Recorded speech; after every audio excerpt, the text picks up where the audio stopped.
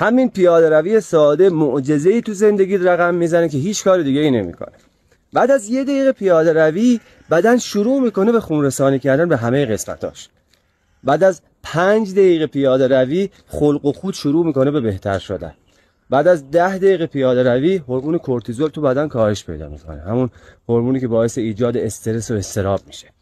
بعد از 15 دقیقه پیاده روی کاهش قند خون تو بدن اتفاق میفته. بعد از نیم ساعت پیاده روی بدن وارد فاز چربی سوزی میشه. بعد از 45 دقیقه پیاده روی نشخوار فکری تو ذهن کاهش پیدا میکنه و بعد از 1 ساعت پیاده روی دوپامین ترشح میشه، هورمون لذت و شادی. این تأثیرات فوق‌العاده پیاده رویه. ضمن اینکه وقتی تو پیاده روی میکنی 3 تا از بخشای مغز DMN، هیپوکامپ و لیمبیک به یه هماهنگی میرسن و این 3 تا بخش مغز باعث میشن که به تو ایده ها و الهامات عجیب و غریب گفته بشه.